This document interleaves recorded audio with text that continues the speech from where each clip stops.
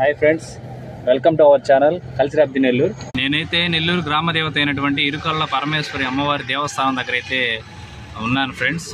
ఈరోజు శ్రావణ శుక్రవారంలో లాస్ట్ శుక్రవారం చాలామంది భక్తులు అయితే విచ్చేస్తున్నారు దేవస్థానానికి. లోపలైతే అన్నదానం జరుగుతుంది. నేనైతే బాగా ఫుల్ రద్దీగా ఉండడం వల్ల అయితే వెళ్ళలేకపోయాను. అందుకని ఇక్కడ వెయిట్ చేస్తున్నాను ఫ్రెండ్స్. వీళ్ళందరూ కొంచెం రద్దీ తగ్గిన తర్వాత మీకు లోపల ఎలా అనేది గుడి చరిత్ర అలా దాని గురించి మీకు కొంచెం వివరిస్తాను. కంపల్సరీగా తప్పకుండా అయితే వీడియోని చూడండి ఫ్రెండ్స్. అలాగే తప్పకుండా సబ్స్క్రైబ్ అయితే చేసుకోండి ఫ్రెండ్స్.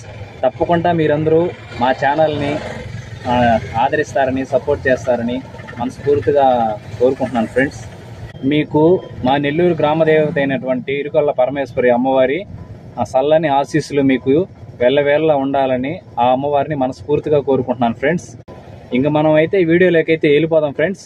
Let's go.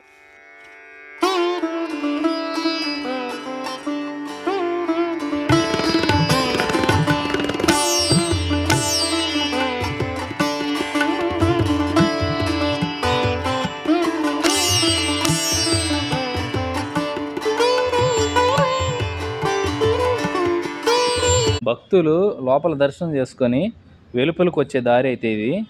ఇట్లా మెయిన్ ద్వారం నుంచి పోవాలంటే భక్తులు రద్దీగా ఉండడం వల్ల నేనైతే ఈ దారి నుంచి వెళ్ళాను. అమ్మవారి దేవస్థానం పక్కనే స్వర్ణాల చెరువు అయితే ఉంది. ఇదేనండి నెల్లూరు చెరువు, చాలా పెద్ద చెరువు కూడా. ఇప్పుడు మీకు చూపించబోయేది ఇదేనండి, లక్ష్మీ నరసింహస్వామి టెంపుల్ ఉంటుంది ఆ కొండ మీద. ఈ దేవస్థానం అనేది ఇంచుమించుగా క్రీస్తు శకం 8వ శతాబ్దం కాలం నాటిది. ఇప్పుడు కాదు ఫ్రెండ్స్, ఇది చాలా పురాతనమైన గుడి. ఇది అమ్మవారు చాలా మహిమగల అమ్మవారు. అమ్మవారి దేవస్థానం పక్కన కూర్చొని ఈ స్వర్ణాల చెరువుని కానీ వీక్షిస్తుంటే చాలా ఆనందంగా ఆహ్లాదంగా ఉంటుంది.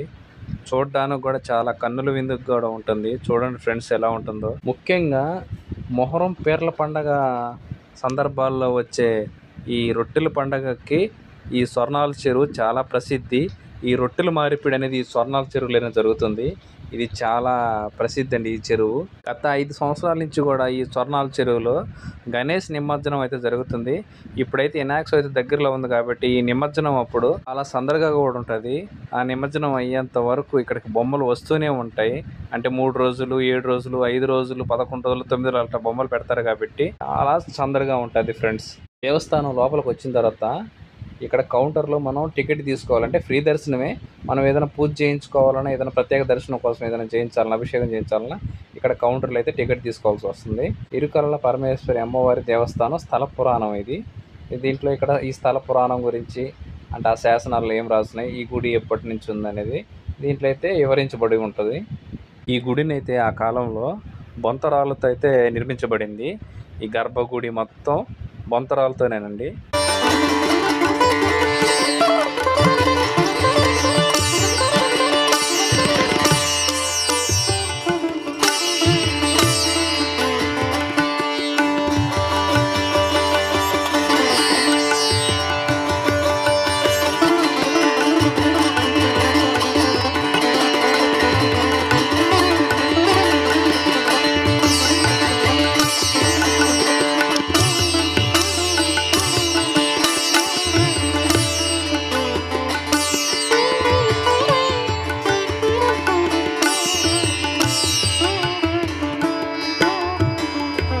ఏందబ్బా గుడంతా ఖాళీగానే ఉంది, భక్తులందరూ ఎక్కడికి వెళ్ళారబ్బా అనుకుంటున్నారా?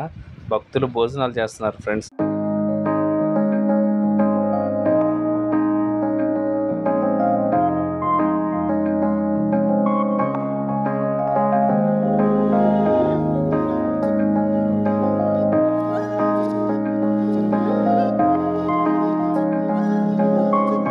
ఈ వీడియోలో అయితే నేను ఎలా ఉన్నానని ఒకసారి అయితే వీడియో అయితే తీసుకుంటున్నాను. నాకు అసలు అందరి ముందు హాయ్ అని చెప్పేదానికి కూడా అదే విధంగా ఉంది. అమ్మవారికి ఏదైనా సేవ చేసేటప్పుడు ఈ రథం అయితే ఉపయోగిస్తారు.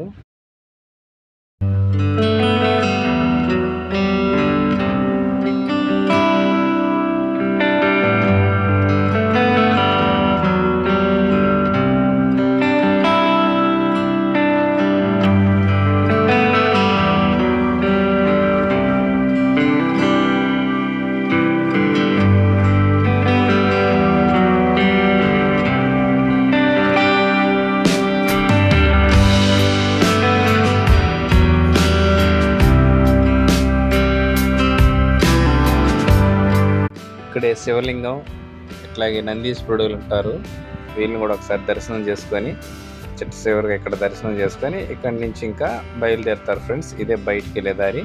మనం ఇందాక అటు సైడ్ రద్దీగా ఉందని చెప్పి ఇట్లా వచ్చాం. గుడి కూడా క్లోజ్ అయిపోయింది ఫ్రెండ్స్. చాలా టైం అయిపోయింది, నేను లేట్గా వచ్చాను. ఈ వీడియో చూసిన వాళ్ళు అయితే తప్పకుండా సబ్స్క్రైబ్ అయితే చేసుకోండి ఫ్రెండ్స్, మర్చిపోవద్దు. ధన్యవాదములు.